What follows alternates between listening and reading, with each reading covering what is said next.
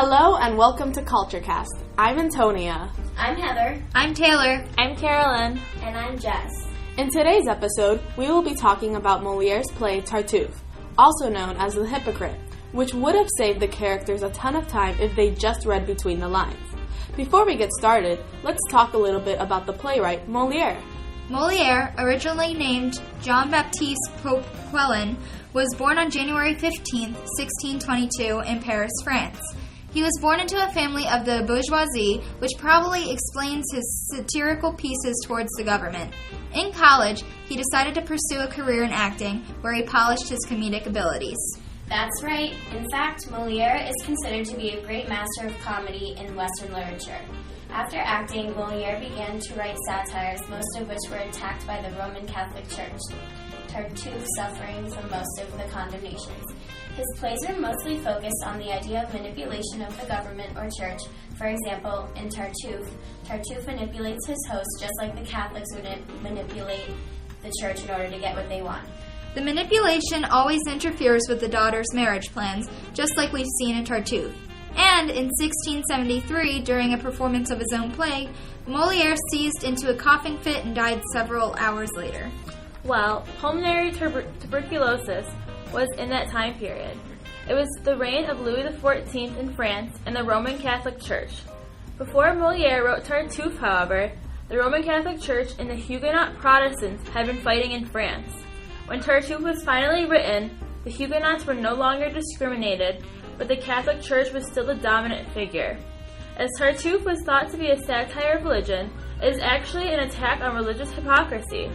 The Company of the Blessed Sacrament, a secret Catholic society, imposed a ban on public performance, but the personal support of King allowed Moliere to prevail in the end.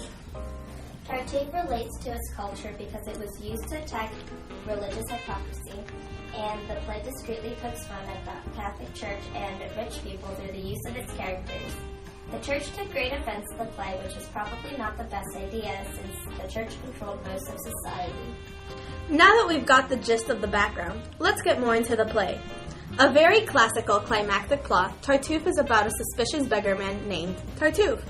He is welcomed into the household of Orgon.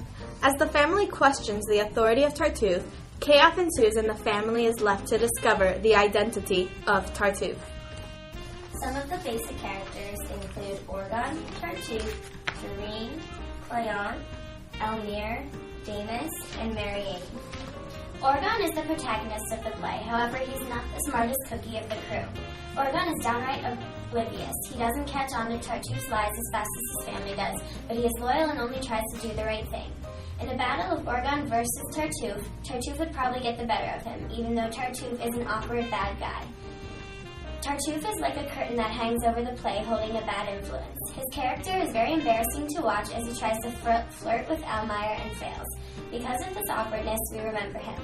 He tries hard to get what he wants, even though he might not be the smoothest character in the play. And then you have the main ladies, Doreen, Elmire, and Marianne. Don't let the gender fool you. Even Moliere knew how to write strong women who would not give in to deception. Unlike the common female character, Doreen knows everything that goes on with Tartuffe. She foils who he really is in the beginning of the play, yet no one wants to listen to her. She directs the play in a way to foil the character of Tartuffe. In the end, Doreen is the only one who can say, "I told you so." Elmire is the strongest woman in the play, and she isn't fooled by Tartuffe's tricks, and is probably the most rational character in the play. She is willing to do anything to protect her family, and she only wants to clean up the mess. She's very courageous, and her actions are effective. And if we had to rank the women, Marianne would probably be considered the weakest link. Marianne is the daughter of Orgon, sister of Damus, and stepdaughter of Elmire. She is a sweet and obedient girl who has trouble standing up for what she wants when Orgon tries to force her to marry. And then there are Cleon and Damus, two very hot-headed characters who don't mind giving their 2 cents, even though Orgon doesn't acknowledge their opinions anyway. The play takes place in one room in Orgon's castle in Paris, France. And Orgon plays quite an important role in the play as well. Orgon, loosely translated, means ogre. Relating to an ogre, Orgon eats away at his family's personal lives. He intervenes with his daughter's marriage plans so she can marry Tartuffe. The tone that is used throughout the play is one of wit. Moliere chose to write Tartuffe in rhyming verse to give it more of a childish sing-song style.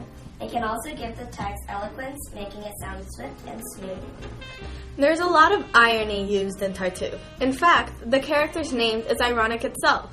The use of dramatic irony is noticeable in Orgon's unsuspecting approval of Tartuffe, while the rest of the family, as well as the audience, knows that he is a miscreant. It is also seen when Madame Prunelle is convinced that Tartuffe is great, even when Orgon realized that Tartuffe was a hypocrite and a trickster. There are a list of themes that are covered in the play, but most of them revolve around hypocrisy, foolishness, and lies. Hypocrisy is covered when Tartuffe is called a hypocrite. The more that is revealed about the character, the more it stands true, projecting a false image of who Tartuffe really is. The idea of foolishness is when Orgon falls for Tartuffe's tricks that everyone sees through. However, the foolishness masks the character's ideas of sanity. And the idea of lying and deceit is throughout the play, when Tartuffe is the only character who mainly lies about himself. However, Elmire learns more through her lies, while Damus only gets himself into more trouble telling the truth. It shows that the truth is hard to determine once there are lies to cover it. In Act 4, Scene 5, we see how Elmire tries to foil Tartuffe's plans as she acts very coy and tries to lead Tartuffe on, until Orgon came to save the day. So complete as when from lips we love come words so sweet. Their nectar floods my every sense and drains in honey rivulets through all my veins. To please you is my joy, my only goal. Your love is the restorer of my soul. And yet I must beg leave now to confess some lingering doubts as to my happiness. Might this not be a trick? Might not the catch be that you wish me to break off the match with Marianne and so have feigned to love me? I shan't quite trust your fond opinion of me until the feelings you've expressed so sweetly are demonstrated somewhat more concretely, and shown by certain kind concessions that I may put my faith in your professions.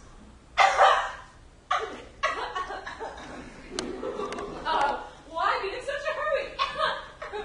Must my heart exhaust its bounty at the very start? To make that sweet admission cost me dear, but you'll not be convinced, it would appear, until my store of favors is dispersed to the last farthing at the very first. The less we merit, the less we dare to hope, and with our doubts mere words can never cope. We trust no promised bliss till we see it, not till a joy is ours can we believe it. I, who so little merit your esteem, can't finish this fulfillment of my dream, and shan't believe it, madam, until I savor some palpable assurance of your favor. Oh my, how tyrannical your love can be, and how it flusters and perplexes me. How furiously you take one's heart in hand to make your every wish a fierce command. Must you hound and harry me to death? Will you give me no time to catch my breath? Can it be right to press me with such force? Give me no quarter, show me no remorse, and take advantage by your stern insistence of the fond feelings which weaken my resistance.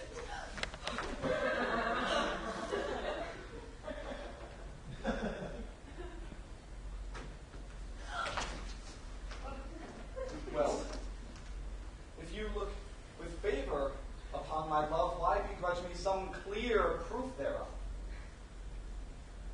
But how can I consent without offense to heaven, toward which you feel such reverence?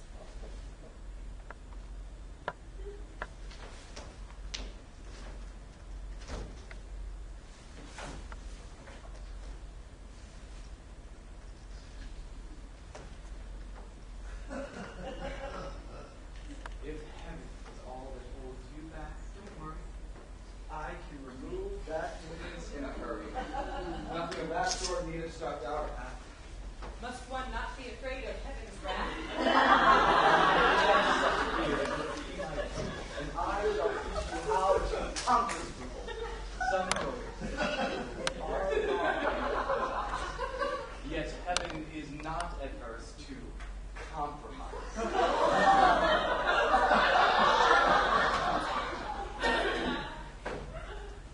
There is a science lately formulated whereby one's conscience may be liberated.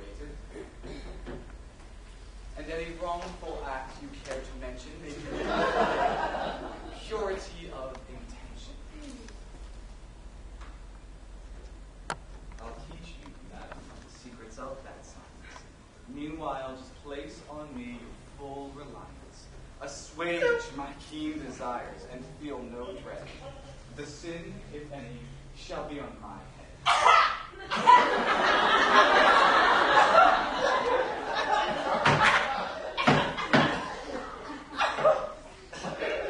You've a bad cough. Yes, it's bad indeed. A bit of licorice may be what you need. No. I have a stubborn cold, it seems. I'm sure it will take much more than licorice to cure it. How accurate. Oh, more than I can say.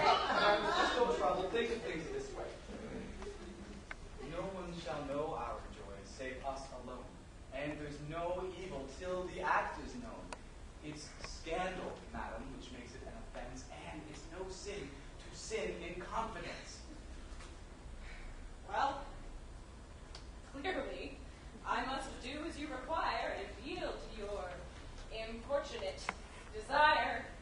It is apparent now that nothing less will satisfy you, and so I acquiesce. To go so far is much against my will. I'm vexed to come to this, but still, since you are so determined on it, since you will not allow mere language to convince you, and since you ask for concrete evidence, I see nothing for it now but to comply. If it is sinful, if I am wrong to do it, so much the worse for he who drove me to it. The fault can surely not be charged to me. Madam, the fault is mine, if fault there be. Oh, but the door will be done. I wouldn't want my husband poking about. Why worry about the man? Each day he grows more noble, and one can lead him by the nose. To see us here would fill him with delight, and if he saw the worst, he'd doubt his sight. Oh, nonetheless, do step out for a minute into the hall and see that no one's in it.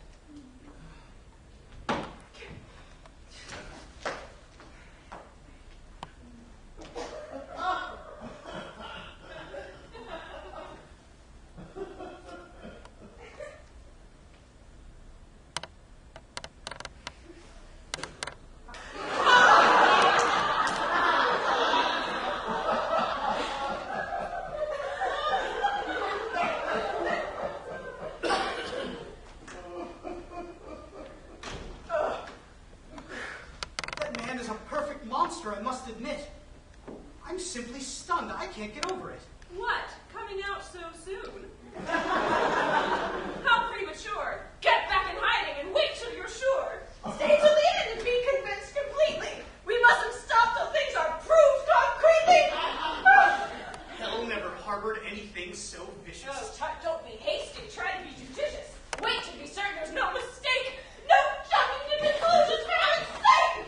No!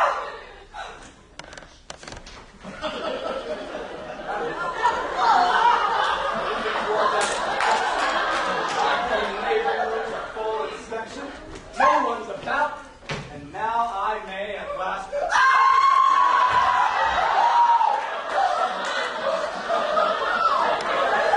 Hold on, my passionate fellow, not so fast. I should advise a little more restraint. So, you thought you could fool me, my dear saint. How soon you wearied of this Satan life, wedding my daughter and coveting my wife. I've long suspected you, and had a feeling I'd soon catch you at your double dealing. Just now you've given me evidence galore. It's quite enough, I have no need for more. I'm sorry to have treated you so slyly, but circumstances forced me to be wily. But brother, you can't. Not say- one more word out of you is out of my household without more ado. What I intend. That seems fairly clear. No more, spare me your falsehoods and get out of here.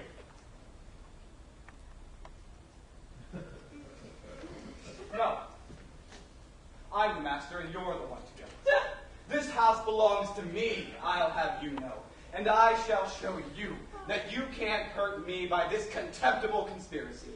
That those who cross me know not what they do, and that I mean to expose and punish you, avenge offended heaven, and make you grieve that ever you dared order me to leave. What was the point of all that angry chatter? In that scene, we see how Moliere tries to foil Tartuffe's plan while Orgon is under the table. However, it doesn't work because Orgon doesn't reveal himself until after Tartuffe left the room. The theme of Tartuffe reminds me of an episode of Full House, where Uncle Jesse invites his cousin Stavros to stay with them. As the episode continues, we see Stavros stealing money from the family and then trying to court Becky to come with him back to Greece. Becky, who had a microphone with her the whole time, declines, hoping that Jesse would barge through the door, saving the day. Jesse makes Stavros leave, and Jesse finally understood why everyone wasn't comfortable with Stavros staying with them. Tartuffe is relevant even to today's audiences. The character of Orgon is very relatable to a person who just wants the best for their family. Although they might appear blind to what their family wants and what they think is best, the truth comes out in the end, putting the family at peace. Tartuffe is not an ordinary tale of real life.